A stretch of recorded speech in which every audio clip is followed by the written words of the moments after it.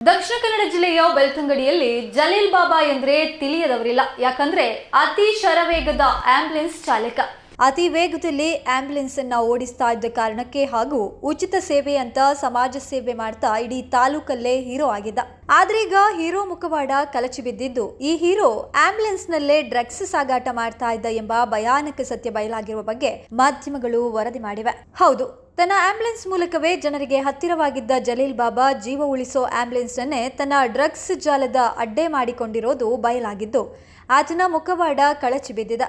ಬಾಗಲಕೋಟೆಯಲ್ಲಿ ಸಿಕ್ಕಿಬಿದ್ದ ಬರೋಬ್ಬರಿ 5.5 ಕೋಟಿ ರೂಪಾಯಿ ಮೌಲ್ಯದ ಎಂಡಿಎಂಎ ಡ್ರಗ್ಸ್ ನೆಟ್ವರ್ಕ್ನಲ್ಲಿ ಇದೇ ಜಲೀಲ್ ಬಾಬಾ ಹೆಸರು ಪ್ರಮುಖವಾಗಿ ಕೇಳಿ ಬರ್ತಾ ಇದ್ದು, ಪ್ರಕರಣ ಬಯಲಾಗ್ತಾ ಇದ್ದಂತೆ ಮೊಬೈಲ್ ಸ್ವಿಚ್ ಆಫ್ ಮಾಡಿಕೊಂಡು ಆರೋಪಿ ತಲೆಮರೆಸಿಕೊಂಡಿದ್ದಾನೆ. ಕಳೆದ ಜೂನ್ 25ರಂದು ಮಂಗಳೂರು ಸಿಸಿಬಿ ಪೊಲೀಸರು ಮಂಗಳೂರಿನ ಕುಳಾಯಿಗುಡ್ಡೆ ಬಳಿ ದಾಳಿ ನಡೆಸಿ ಅನ್ನಪ್ಪಸ್ವಾಮಿ ಆಲಿಯಾಸ್ ಮನು ಎಂಬವನಿಂದ 1.50 ಲಕ್ಷ ಮೌಲ್ಯದ ಎಂಡಿಎಂಎ ವಶಪಡಿಸಿಕೊಂಡಿದ್ರು. ಈತನನ್ನ ವಿಚಾರಣೆ ನಡೆಸಿದಾಗ ದೆಹಲಿಯಿಂದ ಎಂಡಿಎಂಎ ಡ್ರಗ್ಸ್ ಖರೀದಿಸಿ ಬೆಂಗಳೂರು ಮೂಲಕ ಕರಾವಳಿಗೆ ತರ್ತಾ ಇದ್ದ ಜಾಲದ ಬಗ್ಗೆ ಮಾಹಿತಿ ಲಭಿಸಿತ್ತು. ಇದರ ಬೆನ್ನಲ್ಲೇ ಜುಲೈ 15ರಂದು ಬಾಗಲಕೋಟೆಯ ಹುನಗುಂದದ ಲಾಡ್ಜ್ ಒಂದರ ಮೇಲೆ ದಾಳಿ ನಡೆಸಿದ ಪೊಲೀಸರು 5.196 ಕೆಜಿ ತೂಕದ 5.50 ಕೋಟಿ ರೂಪಾಯಿ ಮೌಲ್ಯದ ಎಂಡಿಎಂಎ ವಶಪಡಿಸಿಕೊಂಡಿದ್ರು. ಮುಖ್ಯ ಡೀಲರ್ಗಳಾದ ಬೆಳ್ತಂಗಡಿಯ ಇಂದಬೆಟ್ಟುವಿನ ಮೊಹಮ್ಮದ್ ಅಲ್ತಾಫ್, ಉಜಿರೆ ಹಳೇಪೇಟೆಯ ಮೊಹಮ್ಮದ್ ಮುಸ್ತಾಫಾ ಹಾಗೂ ಅಲ್ಫಾಜ್ ಎಂಬವರನ್ನ ಸೆರೆ ಹಿಡಿದಿದ್ರು.